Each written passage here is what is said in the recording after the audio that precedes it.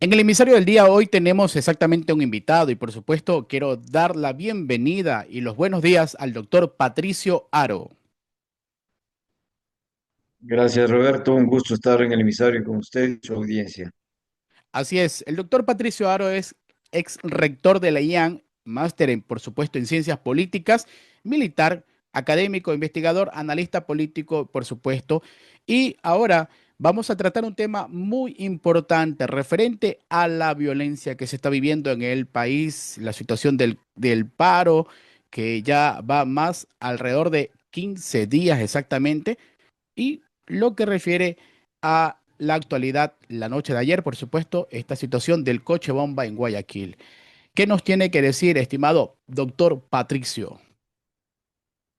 Gracias, en efecto, el país está viviendo una época inusitada de violencia, una violencia que inicialmente pudo haber empezado como un paro nacional dirigido y establecido por la organización más respetable y más grande que tiene el país, la organización indígena, la CONAIE, pero de luego esta violencia se localizó en la provincia de Imbabura y concretamente en el cantón de Otavalo. 23 días de paralización que de manera alguna pudo haberse dado porque el diálogo es el único camino para poder alcanzar las aspiraciones del pueblo ecuatoriano. El diálogo es la única vía para ponerse de acuerdo, establecer y cumplir los requerimientos por parte también del gobierno nacional. Es decir, este diálogo de ida y vuelta es sumamente importante y no debió haberse paralizado al país, no debió haberse paralizado a una provincia tan hermosa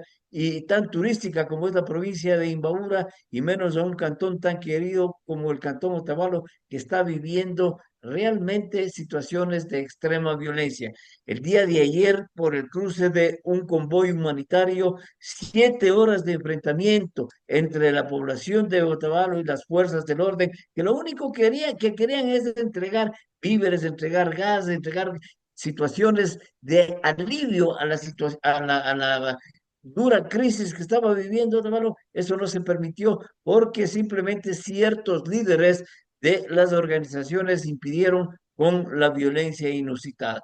El Estado, desde luego, tiene que cumplir su obligación de garantizar la vida y la seguridad de los ecuatorianos, y por esas circunstancias se dio el enfrentamiento en Otavalo especialmente.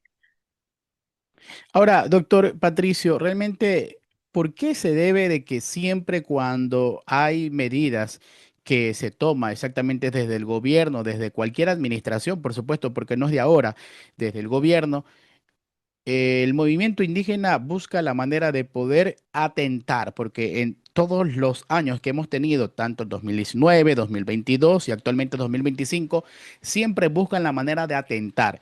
Luego dicen, no, es que se infiltraron y todo aquello, pero por ende, si se infiltra gente, ¿qué es lo que es mejor? Poder dialogar, porque sabe de que siempre va a haber esa gente que se filtra exactamente y que comete atentados.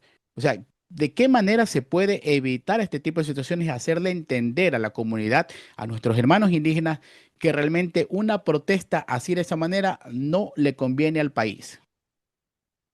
La eliminación del subsidio ha sido del subsidio a los combustibles ha sido la causa de la violencia que matizó al país durante el año 2019, 2022, la misma razón, y ahora igual. Un subsidio que hace 50 y más de años, 52 años, el gobierno del general Guillermo Rodríguez Lara, que era un gobierno de las Fuerzas Armadas, impuso con la finalidad de entregar al pueblo ecuatoriano la siembra del petróleo que él llamó en una política de desarrollo impulsada por él y por las Fuerzas Armadas.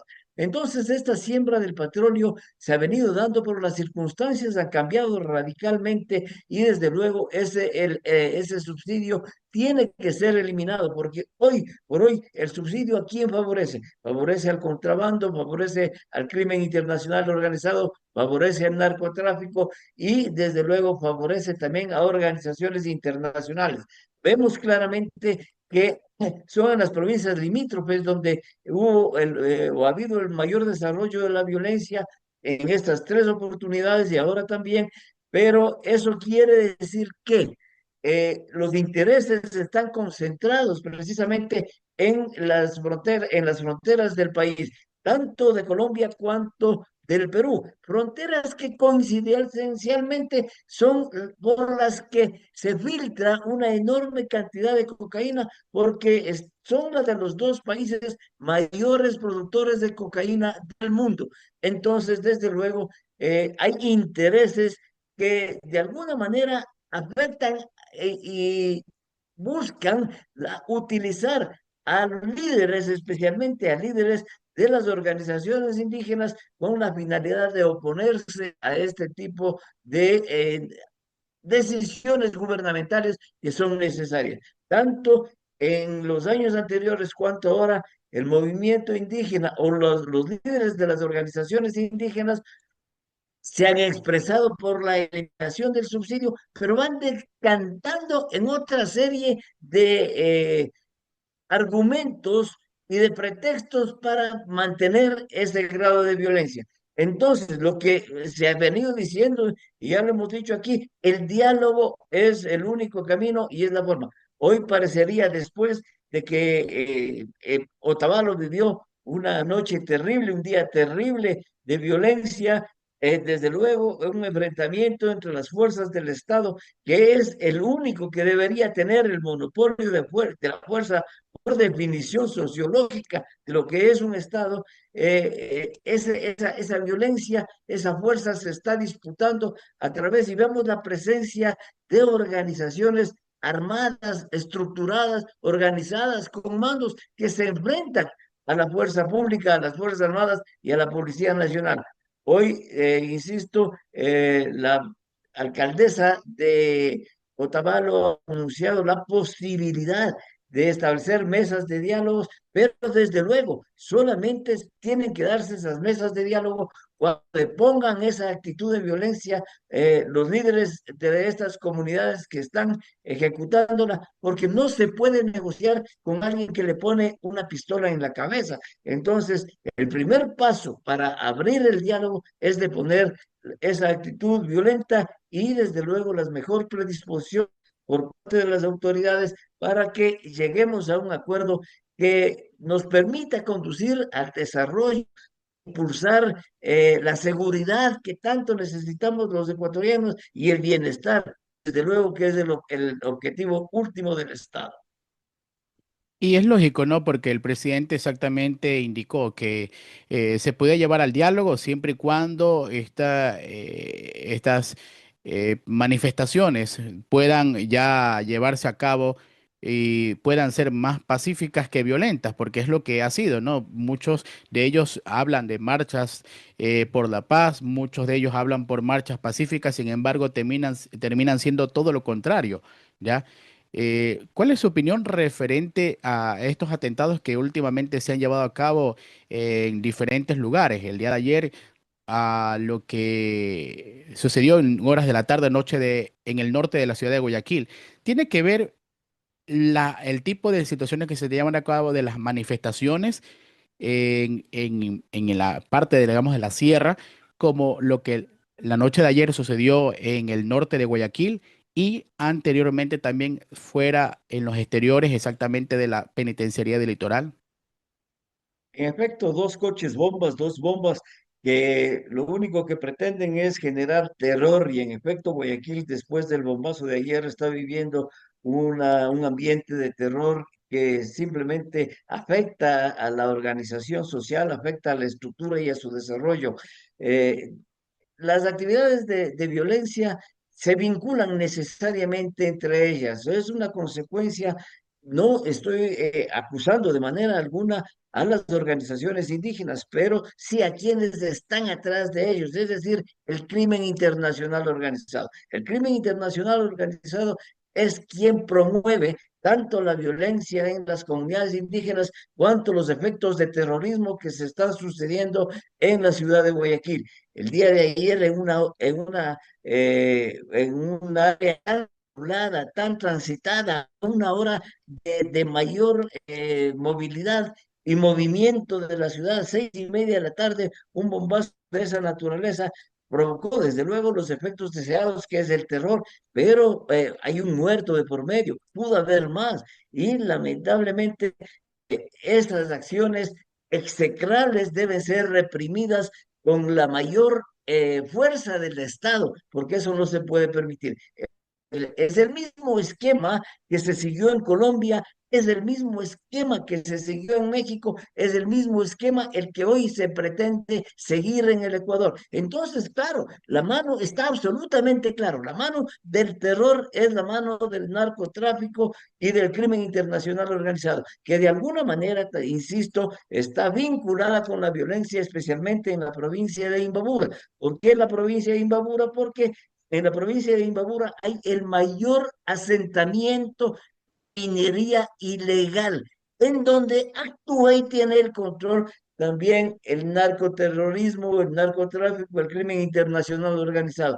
La minería ilegal es una actividad ilícita del crimen internacional organizado. Por lo tanto, esta relación, este vínculo que existe entre diferentes formas de violencia y de actividad están relacionadas. Entonces, desde luego, además de crear el terror, buscan también separar las fuerzas del orden que estarían actuando en la Sierra Central para que actúen en Guayaquil, es decir, sacar de la sierra, eso es lo que busca la mano del terror, sacar fuerzas que están siendo empleadas en la provincia de Imbabura hacia Guayaquil con estos actos terribles. Entonces, el Ecuador no puede, no debe caer en esta situación de terror, insisto.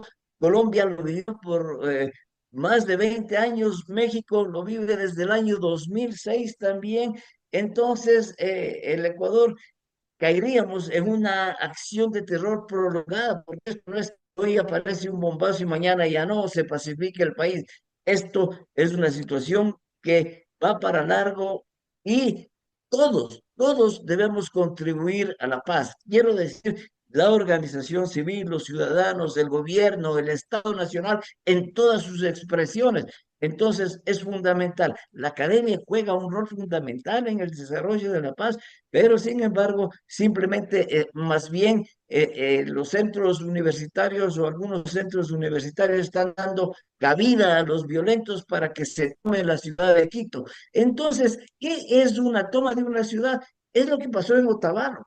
Se tomaron Otavalo, Otavalo ha sido asediada por 23 días, hay hambre, hay enfermedades, hay desesperación, hay violencia, hay destrucción, la ciudad está absolutamente destrozada. Eso quieren en Quito y ahora quieren en Guayaquil, con el terror que se está infundiendo y las explosiones y las bombas que se están colocando. El Estado debe actuar con todo su poder para poder detener el terrorismo, que es el peor azote que puede tener una sociedad. Doctor Patricio, pero esto tiene exactamente autores intelectuales y creo yo que a lo menos como periodista asumo en este caso la responsabilidad, ¿no? El señor Marlon Vargas, días atrás, por supuesto, él dijo en una declaración exactamente que era necesario tomarse y que iban a hacer lo posible por ir a Quito. Ya. Y a raíz, vemos el escenario que a raíz de estas declaraciones, la situación, las manifestaciones fueron más violentas. O sea, realmente aquí hay un responsable en sí, que lo menos el Estado debería ya de poder mano firme, y creo que lo está haciendo, creo que el presidente y las Fuerzas Armadas, la policía, todo este ente rector que está acompañando, creo de que está tras las pistas, porque aquí hay un actor intelectual y un actor material que realmente maneja a esta gente, ¿ya? Que maneja a esta gente. Y mire, que ese día domingo 12, que referente a la marcha que ellos iban a hacer y todo aquello, igual fueron violentos. Igual las Fuerzas Armadas pudieron reprimir todo aquello. Sin embargo, no apareció ni Isa ni Marlon Vargas. Entonces creo que Así aquí es. todo está aquí confabulado y el autor intelectual de esta situación, todo lo ha llevado este señor Marlon Vargas, un pésimo dirigente, un mal dirigente que realmente no merece tener la CONAIE. Sí, en efecto, el liderazgo que ha ejercido Marlon Vargas desde el principio ha sido cuestionado. Nosotros vimos claramente, los ecuatorianos, vimos cómo en la provincia de Chimborazo una joven indígena de mucho valor lo enfrentó y le dijo, usted no puede conducir la organización, simplemente nos están utilizando y lo único que buscan es llenarse los bolsillos y alcanzar sus propios intereses. Es Marlon Bravo,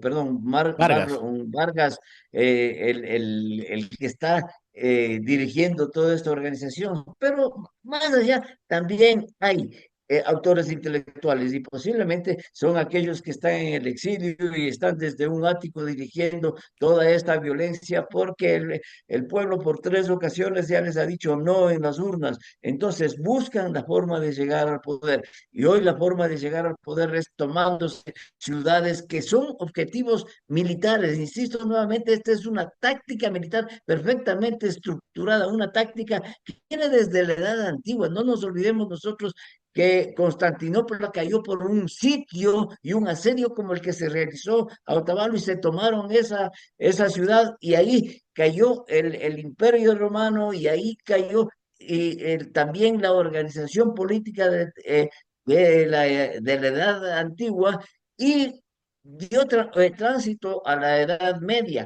Pe- desde luego, eso es lo que buscan. Este asedio a las ciudades, este sitio, es para alcanzar esos objetivos de líderes que están buscando sus intereses. Marlon Vargas y Leonidas Issa no tienen otra concepción. El estallido de Issa dice claramente, él no es un demócrata, no es una persona que cree en la democracia, no es una persona que cree que el pueblo en las urnas debe conducirle o llevarle al poder. Leonidas dice en el estallido, dice claramente que el camino es la violencia para la toma del poder de su comunismo indígena. Entonces, sí, son figuras que deben ser sancionadas, deben ser judicializadas y, si es que es el caso, deben también ser penalizadas. Entonces, estos dos líderes atienden consignas también que están más allá, que están en el exilio y que son los que tienen los intereses relacionados y vinculados con el narcoterror. Así es, así es. Realmente ha sido un tiempo de análisis en lo que refiere a esta situación, ¿no? Que se ha llevado a cabo en estos días, ¿no?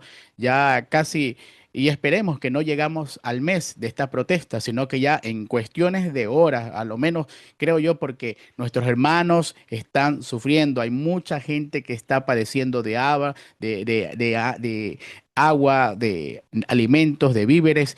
Empresas productoras están dejando en este caso de poder tener su crecimiento, su abastecimiento, y eso no es dable. Sin más, doctor Patricio, sus palabras referente a lo que se puede llevar a cabo, lo que se debe de hacer como ciudadano de un país. Bueno, hoy los ecuatorianos debemos buscar el camino de la paz a toda costa. El diálogo es sumamente importante para alcanzar los objetivos que nosotros tenemos o aspiramos. Hemos entregado democráticamente nuestro voto para elegir un gobierno que debe cumplir las normas democráticas. Ya se escucharon en las manifestaciones y en las calles, fuera, no afuera. ¿Por qué? ¿Qué hemos ganado? Hemos votado 4 presidentes desde que retornó el país a la democracia. ¿Qué hemos alcanzado? No hemos alcanzado absolutamente nada. Todo lo contrario, somos un país con mayor pobreza, somos un país con menos trabajo, somos un país con menos seguridad, un país que definitivamente ha dado pasos para atrás. Hoy, lo único que debemos nosotros es fortalecer la democracia, respaldar las actividades del gobierno y tenemos la oportunidad de ir a las urnas, a ser consultados, a tomar decisiones importantísimas. Entonces, la participación en la próxima consulta popular, el referéndum y consulta del 16 de noviembre, debemos acudir masivamente a lo que queremos. ¿Cuál es el país que queremos? ¿Queremos una nueva constitución? Pues vamos a decidir o no en las urnas. Entonces, esa participación democrática es la que debe expresarse permanente y significativamente en todos y cada uno de los ecuatorianos. No la violencia, no el terror, simplemente la paz, la seguridad, el diálogo y la participación democrática. Así es. Muchas gracias, doctor Patricio, quien el día de hoy nos ha acompañado en el emisario del día, por supuesto, donde hemos tratado temas importantes referente a lo de la coyuntura que se vive actualmente en el país. Siempre agradecido por los invitados que tenemos en este segmento, el emisario del día, y hoy hemos tenido en el emisario del día al doctor Patricio Aro. Así es. Que tenga usted un excelente día, doctor Patricio.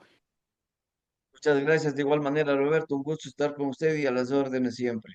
Siempre, cuando tengamos siempre ese tipo de situaciones donde podamos enriquecer el conocimiento, pues estaremos invitando siempre a gente de lujo, como el día de hoy nos acompaña el doctor Patricio. Así es, hemos tenido al doctor Muchas Patricio gracias. Aro el día de hoy.